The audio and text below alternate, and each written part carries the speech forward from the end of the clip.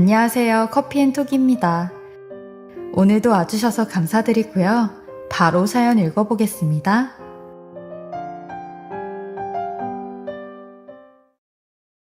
안녕하세요. 지금까지 힘든 시기를 다 겪고 차분히 노년을 준비하고 있는 제 나이에 날벼락 같은 일이 생겨 제 이야기를 좀 해볼까 합니다. 아직도 그 충격적인 일만 생각하면 손발이 다 떨리고 심장이 두근거려요.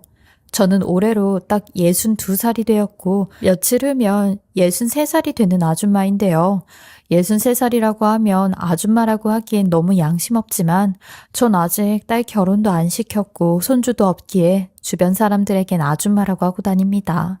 사실 제 딸은 결혼 코앞까지 갔다가 실패를 하여 저보다 더 큰 시련에 빠져 있는데요. 이런 딸과 함께 듣고 용기를 좀 받으려고 해요. 어느 부모라도 그렇듯 자식들이라면 다들 끔찍하실 테지만 저는 좀 유난히 딸과 친밀했어요. 제가 결혼도 늦게 한 편이었지만 그 당시에 아이도 늦게 가져서 33살에 애를 낳았어요. 저나 남편이나 애들을 좋아해 결혼을 하면 일찍 애를 낳고 싶었지만 생각보다 임신이 잘 되지 않았어요. 지금이야 난임이나 불임의 원인을 검사로 알 수 있는데 그때는 아무래도 원인을 찾는 게 정확성이 많이 떨어졌고 시대적으로 남자가 그런 검사를 받고 그러는 게 좀 쑥스러운 그런 시대였어요. 그래서 저희 남편도 제대로 된 검사를 받으려 하지 않았죠. 그러니 저 혼자 얼마나 애를 썼는지 몰라요. 몸에 좋다는 건 다 먹었고 한약이든 양약이든 가리지 않고 닥치는 대로 먹었어요. 그리고 엄마를 따라 애 들어선다는 무당집에 가서 굿도 받고 그랬네요. 근데 그런 노력들은 하나도 도움이 되지 않았고 망연자실로 아무것도 안 먹고 아무것도 안 하니 자연스럽게 임신이 되더라고요. 이런 게 하늘에서 내려준 선물이라고 하나 보다 싶었습니다. 제 임신 소식에 남편도 막 우는데 그날 정말 서로 부둥켜 안고 고생 많았다며 토닥토닥 해주었어요. 그간 시어머니한테나 가족들에게 당한 서러움이 한 번에 가시는 듯한 기분이었죠. 그리고 무사히 아이를 출산하였는데 주변 사람들은 제가 아이를 출산해도 걱정스러운 말들만 하더라고요. 왜냐면 제 주변 친구들은 다들 애들이 6, 7살 정도는 되었는데 전 이제 막 애를 낳았으니 저보고 늙어서까지 애를 가르치려면 젊었을 때 돈 좀 많이 벌어놓으라고 훈수를 두더라고요. 하지만 그때는 그런 말들이 전혀 들리지 않았던 게 제 분신 같은 딸아이가 태어났다는 그게 중요하다 생각을 했었어요. 근데 저희 시어머니가 하신 말은 좀 많이 상처로 남더라고요. 이렇게 기집애를 낳을 걸 뭘 그리 애를 쓰고 사방팔방으로 돈을 쓰고 다녔냐? 아들 하나 낳는 게 그렇게 어렵디? 어차피 낳은 애는 어쩔 수 없으니 빨리 몸조리하고 둘째 낳을 생각해라. 이번엔 무조건 아들 낳아야 돼. 아들이라고 하시는데 저희 딸 한 번을 안 안아주시더라고요. 그러니 남편도 이런 시어머니에게 아유, 엄마, 이제 막 애를 낳은 사람한테 또 아들 낳으라고 하는 게 말이 돼요? 우리 딸이 얼마나 복덩이인데 그런 말을 하세요. 엄마 행여나 우리 딸 앞에선 그런 소리 하시면 안 돼요. 라며 저 대신 뭐라고 하더라고요. 시어머니는 워낙 본인 아들 말에는 꿈뻑해 저만 위아래로 쳐다보시더라고요. 근데 남편의 말대로 저희 딸이 복덩이였던 게 정말 딸이 태어나고 나선 남편의 사업도 승승장구 잘 되기 시작했어요. 원래 남편 직업은 TV를 파는 세일즈맨이었는데 그 일을 그만두고 중고 가전 파는 가게를 하나 운영했어요. 빚을 지고 가게를 냈었는데 1년이 지나 그 빚을 다 갚았으니 장사는 잘 되긴 했어요. 일반 가정에서 쓰는 가전을 팔고 업소나 식당에서 쓰는 가전도 팔았는데 제 남편이라서가 아니라 물건 하나는 정말 기가 막히게 팔았어요. 그것도 제주라면 제주인데 어떤 사람은 남편이 하는 장사 수완을 배우고 싶다며 3달 동안 월급도 안 받고 무일푼으로 장사도 배우곤 했거든요. 매일 저녁마다 남편이 싸들고 오는 돈을 세며 이대로 영원히 살았으면 좋겠다고 했었네요. 그때는 또 카드보다 현금 결제를 많이 해 매일같이 돈을 만지는 그런 소소한 기쁨이 있었거든요. 어찌 보면 저나 남편이나 저희 딸이나 이때가 가장 행복했던 때가 아니었나 싶어요. 왜냐면 가게가 10년도 못 가 쫄딱 망해버렸는데 IMF가 터지고 만 겁니다. 물론 이때는 국민들 모두가 힘든 시기였지만 저희 가족 또한 IMF를 비껴나가지 못했고 정통으로 맞게 되었던 거죠. 지금 당장 월급도 못 받는 그런 시국에 사람들이 가전을 바꿀 여유가 없었고 되려 가지고 있던 가전까지 파는 그런 사정이었어요. 또한 없어도 폐업을 하거나 새 가게를 차리는 사람이 없었기에 가전 살 일이 아예 없어지게 된 거죠. 그래도 남편은 어떻게든 자식 마누라 굶어 죽게 하진 않는다며 이리저리로 바쁘게 뛰어다니며 가전을 팔았는데 얼마나 열심히 다닌 건지 항상 신발 밑창이 다 닳아 한 달을 못 신곤 했어요. 하지만 남편이 그렇게 열심히 뛰어다니는데도 빈손으로 들어오는 날이 더 많았고 차 사고를 당해 일을 못하게 되는 날도 생겼어요. 이런 남편을 보니 마냥 턱만 개고 이 사람만 바라볼 수 없는 그런 상황이었죠. 그래서 전 남편 혼자 그 큰 짐을 짊어지게 할 수 없었고 저 또한 일을 같이 해야겠다는 생각이 든 거죠. 그래서 매일같이 벼룩시장을 보며 일자리를 알아보았고 정말 어렵게 건물 청소일을 구해 일을 하게 되었는데 그 건물 주인도 파산을 하게 되면서 제가 일을 한 3달치 월급을 줄 수 없다며 월급 대신 건물에서 가지고 갈 수 있는 것들이나 가져가라는데 남편한테 딸 기저귀 값이라도 벌어가지고 오겠다고 걱정 말라고 호언장담하고 나갔는데 무일푼으로 들어오니 남편은 제게 심한 말을 내뱉기 시작했어요. 머리에 든 게 없으면 가만히나 있던가. 왜 쓸데없이 나가서 뻘짓을 하고 다녀? 누가 당신 보고 돈 벌어가지고 오라고 했냐고. 차라리 그 시간에 예린이나 돌볼 것이지. 아랫집 할머니한테도 예린이 돌봐준 값 줘야 된다며. 옆엔 내가 쓸데없이 나가서 돈을 이중으로 쓰고 있네. 아유, 한심해. 라고 하는데 아무리 장사가 안 되고 주머니에 돈이 간당간당 한다고 해도 저한테 이런 말을 내뱉는 남편이 괘씸하기만 했어요. 누군 마음에 있는 소리 못해서 안 하는 것도 아니고 참는 거일 뿐인데 남편과 큰 소리 내봤자 싸우기밖에 더 할 것 같아 그냥 조용히 참고 넘어갔어요. 하지만 결국 남편이 하던 가게는 쫄딱 망하게 되었고 빚까지 지게 되었죠. 그러니 저희 부부도 불화가 점점 극에 달했고 나중엔 서로 사내만해하며 볼장 다 보고 나서 이혼을 결심하게 되었어요. 돈이 뭔지 좋았던 시절까지 후회와 원망으로 만드는 게 참 왼수 같더라고요. 결국 돈 때문에 이렇게 갈라서는구나 싶었습니다. 처음엔 서로 욱하는 마음으로 이혼을 하자고는 했지만 나중엔 남편이 그러더라고요. 저랑 이혼을 해야 본인 앞으로 있는 빚이 저한테 안 간다며 절 위해 이혼하는 게 맞다고 했어요. 사람 앞일 모른다고 혹시나 본인이 사망을 하거나 사고를 당해 그 빚이 저한테까지 가면 안 되니까 선택한 방법이었죠. 남편은 어차피 자기가 가진 돈은 없어 재산 분할해 줄 돈도 없지만 딸아이 양육비는 매달 준다고 했어요. 단돈 10만 원이라도 매달 줄 테니까 걱정하지 말라고 했죠. 근데 저도 이런 부분은 남편을 믿었던 게 남편이 워낙 딸을 끔찍히 생각하는 게 있으니까 양육비는 제가 굳이 말 안 해도 알아서 보낼 거라 생각은 하고 있었어요. 그리고 딸도 지 아빠가 보고 싶으면 언제든지 보러 다니고 지 아빠랑 놀이공원도 가고 평상시처럼 잘 지냈어요. 저희도 법적으로만 부부가 아니었고 몸만 따로 살 뿐이지 딸 생일이나 명절은 함께 보내곤 했죠. 그런데 어느 날 딸이 남편을 만나고 왔는데 얼굴이 사색이 되어 집에 들어온 겁니다. 전에 같으면 오자마자 저한테 지저귀는 새처럼 오늘은 아빠랑 뭘 했고 뭘 먹고 어딜 갔는지 이런저런 이야기를 다 했을 텐데 그날따라 아무 말도 하지 않고 방으로 휙 하고 들어가더니 방 문까지 잠궈버리는 겁니다. 저랑 얘기를 하자고 해도 도통 말을 안 하는데 그날 저녁에 남편의 연락을 받고 나서야 딸이 왜 그랬는지 알 수 있었어요. 남편은 제가 전화를 받자마자 예린이가 당신한테 얘기해? 라고 하더라고요. 그래서 저도 뭔 일이 있긴 한 것 같은데 얘기를 안 하네? 왜? 당신이랑 있을 때 무슨 일 있었어? 애가 갑자기 왜 저러는 거야? 라고 물었죠. 그러니 남편이 생각지도 못한 이야기를 하기 시작하는데 사실 오늘 내가 예린이한테 아빠가 만나고 있는 아줌마라며 여자를 한 명 소개시켜줬는데 예린이가 그 얘기를 듣더니 무작정 집을 나가버리더라고. 나 요즘 만나고 있는 여자 있거든.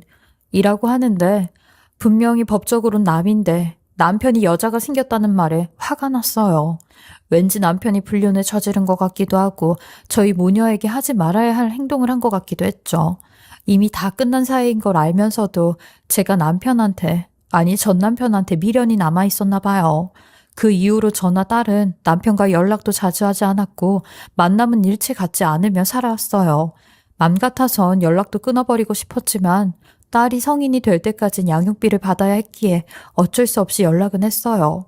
근데 문제는 저희 딸이 지 아빠의 새 여자를 보고 와서부턴 점점 삐뚤어지기 시작하는데, 원래는 말도 잘 듣고 성실하고 공부도 잘해 늘 모범상을 받아왔던 아이가 갑자기 나쁜 친구들이랑 몰려다니며 사고를 치기 시작하는데, 이게 말로만 듣던 사춘기인가 싶었어요. 남들에겐 매번 우리 딸은 사춘기 없이 착하게 큰다며 늘 자랑을 하고 다녔고, 부모 이혼을 겪으면서도 밝게 지내려고 하는 모습이 제 눈에는 보여 미안하고 고마웠는데, 갑자기 변해버린 딸의 모습에 당황스럽기만 했죠.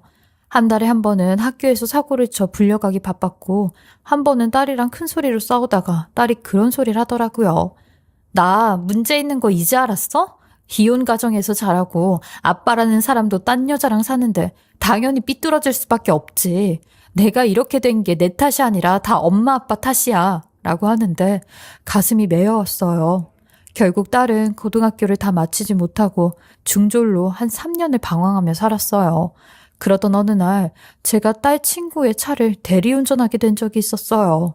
우연히 콜을 받아 허겁지겁 달려간 곳에 딸과 딸 친구들이 술에 취해 밖에서 저를 기다리고 있더라고요. 그땐 딸한테 대리운전 한다는 얘기를 하지 않고 저녁에 일을 다녔던 터라 제 모습을 본 딸은 흠칫 놀랐지만 최대한 놀라지 않은 척을 하며 저를 쳐다보더라고요. 그리고 딸과 딸 친구 2명을 태워 운전을 하게 되었는데, 차 주인인 딸의 남자의 친구가 운전 중인 저를 뒤에서 막 툭툭 치고 반말을 하는데, 술을 마셨으니 분별력이 떨어져 절 함부로 대하는 겁니다. 아줌마는 늙어 빠져서 이딴 운전이나 하고 있으면 대체 인생을 어떻게 산 거야? 자식 새끼들이 한심하다 라며 지들끼리 낄낄거리고 웃는데, 백미러로 본 제 딸의 얼굴은 그게 아니었어요. 귀까지 새빨개져 화를 참고 있는 얼굴이었는데, 제 딸 얼굴을 엄마인 제가 잘 알잖아요. 많이 슬퍼 보이더라고요. 딸에게 이런 엄마밖에 될 수 없어 미안하고 면목 없었어요. 그날 이후 딸은 무슨 마음을 먹었는지 제게 검정고시를 보고 대학에 간다고 하더라고요. 그동안 제 속을 썩여와 죄송하다며 이혼한 엄마 아빠가 미워서 이렇게라도 본인이 저희에게 화난 걸 보여주고 싶었다는데 너무 멀리 와버렸다며 이제라도 정신 차리고 공부해서 성공을 하겠다고 하더라고요. 그리고 아무리 돈이 없어도 대리운전은 하지 말라며 8살 어린 아이처럼 제품에 기대어 엉엉 우는데, 저는 드디어 내 딸이 돌아왔다는 생각이 들었고 이 모습이 진짜 내 딸이라 생각이 들었어요. 한 4, 5년 방황하고 이제라도 돌아왔으면 늦지 않았다고 얘기를 해주며 엄마는 항상 네 뒤에서 널 서포트 해주겠다고 했어요. 그렇게 딸은 2년 만에 검정고시와 대학 합격을 하게 되었고 약대에 입학을 하였어요. 2년 동안 딸이 5시간 이상 잔 걸 보지 못했는데 끝내 본인이 가고 싶어 했던 학교에 학과를 들어가고 말더라고요. 제 딸이지만 정말 장했어요. 사고만 치고 말썽만 부리던 딸이 개과천선했다는 말밖엔 할 수가 없었죠. 그리고 졸업 후엔 바로 약국에 취직을 해 돈을 벌었는데 첫 월급을 받아 전부 다 제게 주며 그동안 지켜봐 주셔서 감사하다며 이제부턴 정말 효도하겠다고 하는데, 그 말에 뭉클에 딸과 부둥켜 안고 울었어요. 너무 길고 긴 터널을 걸어온 것 같았거든요. 그리고 작년 딸이 결혼할 사람이 생겼다며 예비사위를 데리고 왔는데, 딸에게 몇 번씩 들어와서는 알고 있었지만 이렇게 갑자기 결혼을 할 줄은 몰랐어요. 손님으로 만나 연인까지 발전을 했다는데, 예비사위는 직업이 사업을 하는 사람이었어요. 근데 옛날 남편 생각이 나 사업하는 게 조금 걱정이 되더라고요. 그걸 알았는지 예비사위는 결혼하기 전에 제게 허락을 받기 위해 대학 졸업장이랑 통장이랑 사업자 등록증까지 가지고 와 본인에 대해 어필을 하더라고요. 평생 제 딸 고생 안 시키고 결혼하면 약국도 차려주고 먹여 살릴 수 있다며 믿어달라고 하는데, 어린 친구임에도 불구하고 돈을 꽤나 많이 벌어둔 사업가였어요. 그렇게 본인 통장까지 보여주며 신뢰를 쌓는 예비사위를 저는 허락하게 되었고, 전 남편에게도 연락을 해 이 사실을 알렸습니다.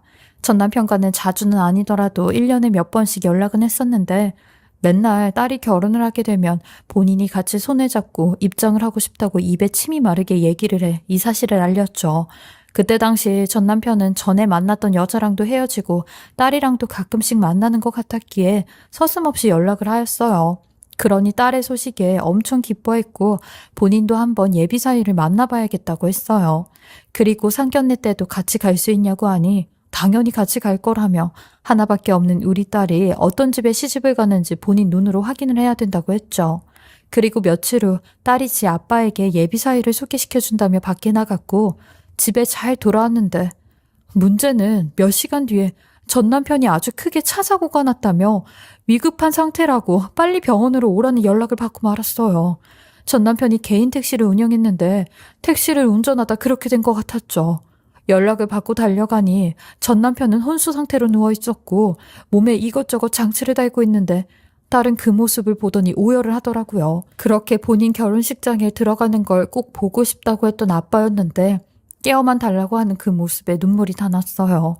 아무리 전 남편이라고 해도 같이 애를 낳고 힘든 시기를 겪어왔던 사람이었으니 마음이 아프더라고요. 그리고 몇 주 뒤에 있는 상견례는 취소를 할 수밖에 없었어요.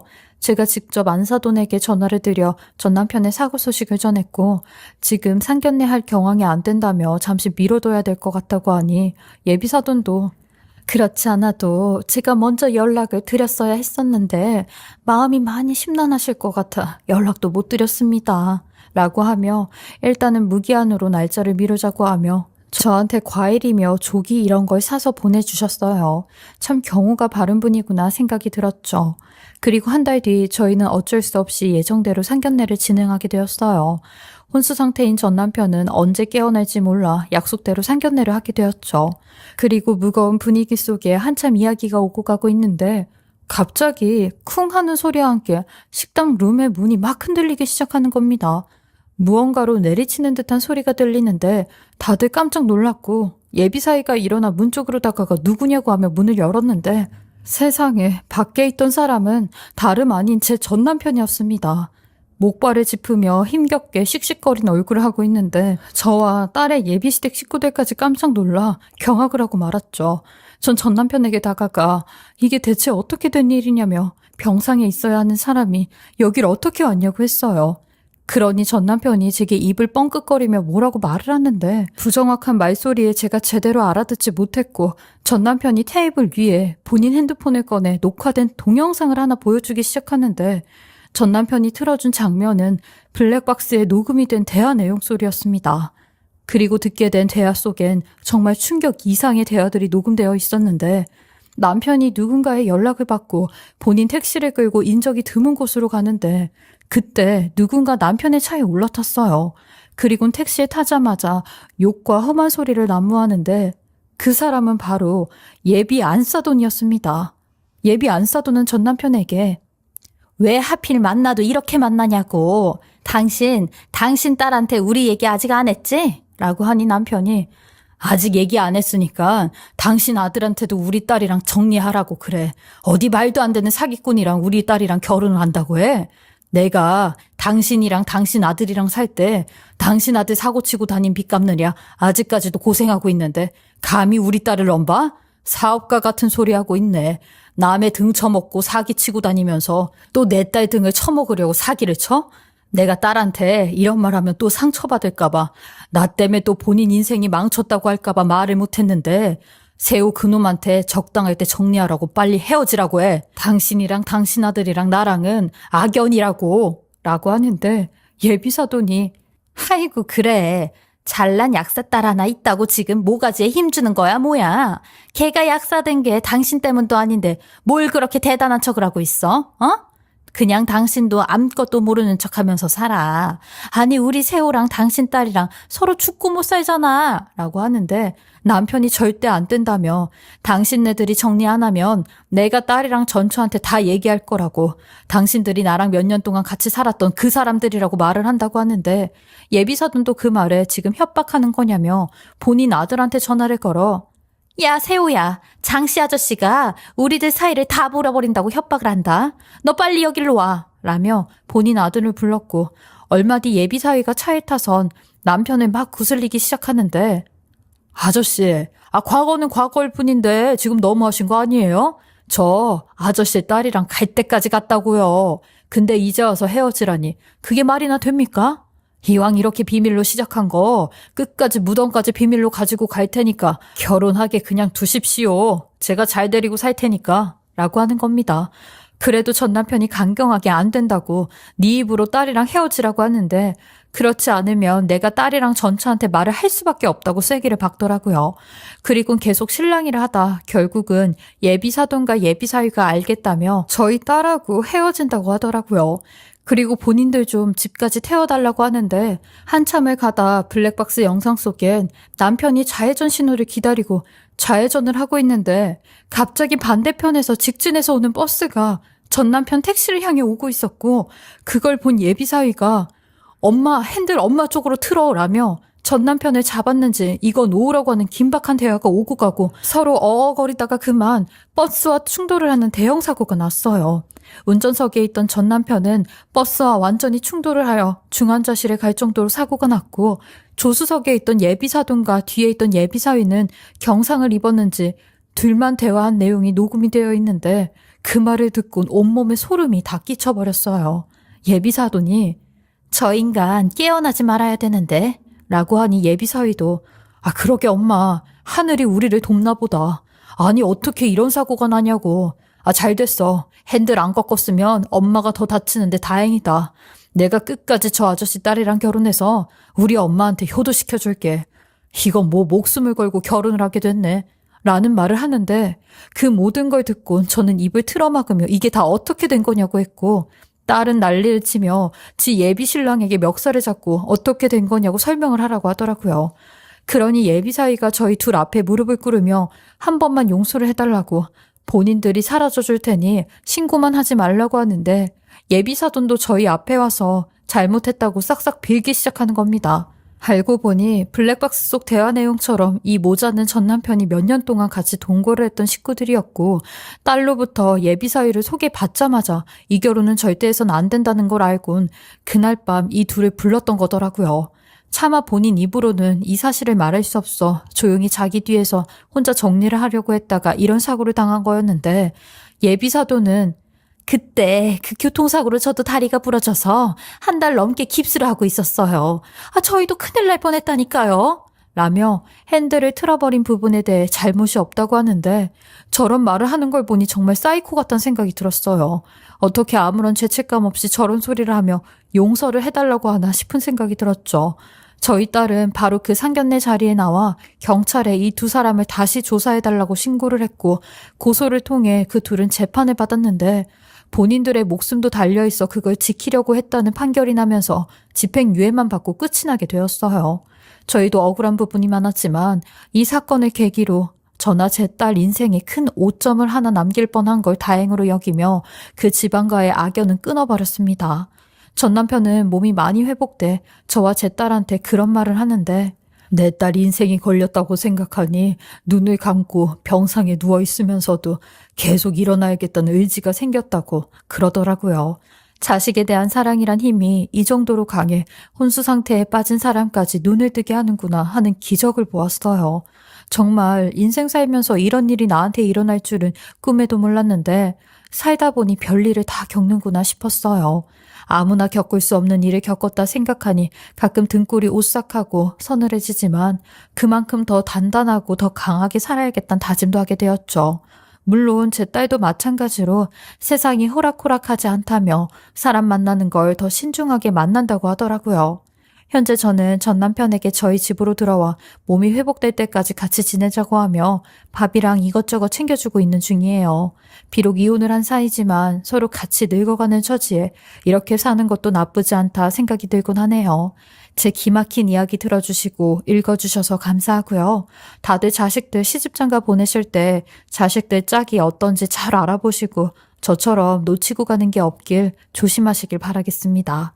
남은 2020년도 아무 일 없이 잘 보내시고 건강과 행복을 염원합니다. 지금까지 커피앤톡이었습니다. 오늘도 끝까지 함께 해주셔서 감사하고요. 저는 다음 영상으로도 찾아뵙겠습니다.